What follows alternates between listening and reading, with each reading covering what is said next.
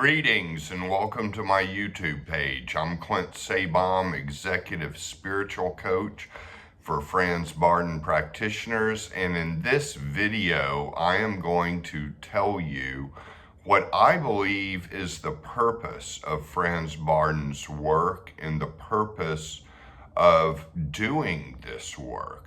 But first, I want to let you all know I am available for coaching individually over Zoom, and I can help you work through all 10 steps. I've been through all 10, and I'd like to think I know the route pretty well and some of the ways to get over obstacles. So if you're interested, you can email me at thegraveyardcowboy@gmail.com. I also want to let you know that I have a digital class out now on the Sedona method, which I used as a complement to Bardon's work. And I think it is a very, very good system of emotional release. So I have a class full of audio clips that you can listen to over and over. And I believe they'll be helpful to you. And that link is below in the show notes to this video. So what is the purpose of Franz Bardon's work? What's the purpose of going through all 10 steps for initiation into Hermetics? Because it's a big work and it's difficult stuff. And it is difficult exercises. And it took me a while to get through it all. And I imagine it takes a lot of people a long time to get through it all. Maybe not, but that would be my guess. And many just kind of quit, put it aside for years, get stuck, frustrated, go on to other things, start just being armchair occultist and reading a lot. And so I've heard a whole lot of stories of different ways to kind of pick up the book and do the exercises and then put it down for a while because it is difficult. So what's the purpose of going into it? Well, I think what gets people into this and what got me into this as the big selling point was power. I think it was power. I think it was wanting to have all of that power. Almost kind of putting the work on a pedestal, like it's this path towards being a superhero. So I think power is kind of what gets us going in the beginning for most people. And it's what got me going. But as I went through it and I did more and more and more, it became much more of a thing where it wasn't blown up on a pedestal so much. And what I was doing was actually a healing process. I was healing and restoring something. Because I think if you go through the theory part of this book, that's really just kind of how the universe is.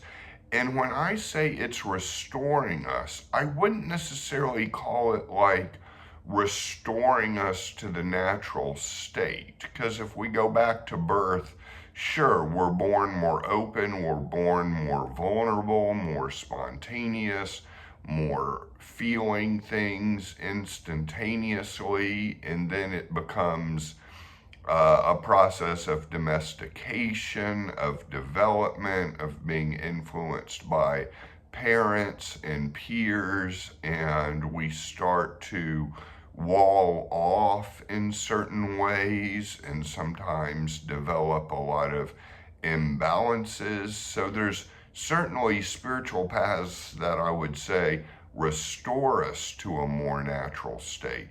But with Bardon, I would not say it's necessarily restoring us to that because I don't think we're born with these capacities. Sure, some people are born with inherent psychic abilities. They are born with a natural propensity towards mysticism. They are born having mystical experiences at a young age. I think that happens to a lot of us, but we're not born with all the capacities of IIH at birth. I don't think anyone is born with all of those.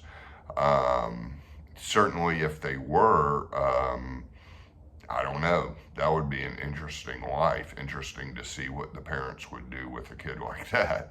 But I think it's restoring us basically to how we are in the afterlife, in between incarnations.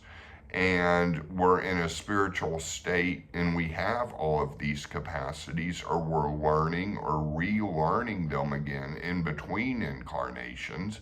And then we go on to our next life. That is my take on how the transition to life and death and rebirth happens in a literal sense. And so it's restoring us to things we have there, and not necessarily in the astral plane, in the astral dimension, because I don't think all people in the astral dimension by any means have all of these capacities. I think it's more like it's restoring us to what we are in the spirit realm, the spirit and mental realm, not just in this life, but basically in the afterlife, in between incarnations. So it's restoring us to that, where we have all of the abilities developed. Because I do believe at one point in the process of death and rebirth, in samsara, in lifetime after lifetime, that we have been in that spirit realm at one point in the afterlife and have all of those capacities. And then we choose to take on certain karma to learn certain lessons for the next incarnation. And a lot of times we choose too much because everything seems so great in the spirit realm that we've forgotten how dark of a planet Earth is, and probably how dark of a place other worlds we go to. But Earth, in my sense, is definitely a purgatorial planet, or a penitentiary planet, a planet where, I mean, it's just a really dark world. And once you start developing these capacities and becoming more spiritually open, it can be very challenging to live in this world and to face all the darkness that basically is here, and all the harshness and the roughness. And obviously you can't avoid encountering life and encountering existence and systems and the social and economic world of things. It's not something we can really find a loophole in to get out of. I mean, you can become a monk, but life in a monastery, I've lived in a monastery before, it has its own challenges too. You know, there's no getting out of it. And we are kind of out of it in the afterlife. We're out of the loophole of dealing with civilization and all its ups and downs, and all these things outside of our control, and all the danger that exists, not just physical danger, but emotional and psychic danger and spiritual danger, because there's a lot of just bad energy out there. So, but I believe the purpose of Bardon's work is to restore us to that state, and he gives a lot of cautions, and he gives a lot of ways to protect ourselves, and he gives a lot of caveats throughout this work about ways to play it kind of cautiously and safely, so that we can protect ourselves and are able to function too. It's not just that we have these kind of paranormal abilities in some sense, but there's also ways to protect ourselves and shield ourselves. And he goes over some of that in the 4 pillars of Solomon's temple, where these are the things that keep us going, silence, knowledge, volition, and perseverance. I think I got that last one right. Wow, been a while since I looked at that section of the book. But yeah, so it's restoring us to that. And is that more powerful? Well, yes and no. It gives us more power, but it can give us more vulnerability if we're not necessarily looking at protecting our magical capabilities and protecting our, world of becoming this. It's kind of like, be careful what you wish for. Because sure, yes, you can get these capacities, but it kind of also opens you up to more potential threats on those capacities.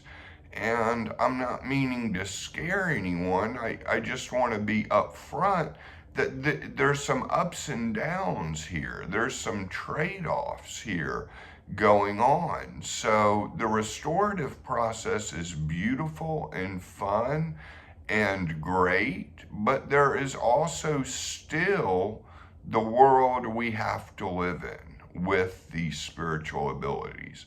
And yes, I do believe that it is smoother and easier to deal with life with these capacities. But it does not mean that we're just all of a sudden home free. Like, done, that's it, I'm out of here. I mean, maybe at the end of our life, we could be out of here and in a much higher plane and merging with Divine Providence, and we're done, sure. But we're here now. We're on YouTube, looking at a video, or me talking in a video. So, yeah, let's make the most of it, guys and gals. So here we are. And I think that power is a big selling point, but it's ultimately a process of healing. And the healing feels good. And the healing does feel great. And the healing feels very, very comforting even at times. And remember, we always have a lot of protectors. We always have a lot of figureheads of gods and deities and ancestors and guardian angel or angels, and a team of people that are looking out for us. And don't be afraid to use them and to call on them, and to even call on Bardon himself from the other side. Heck, put up a picture of Bardon somewhere in your room or in your house or in your apartment, wherever you live. Put up a picture of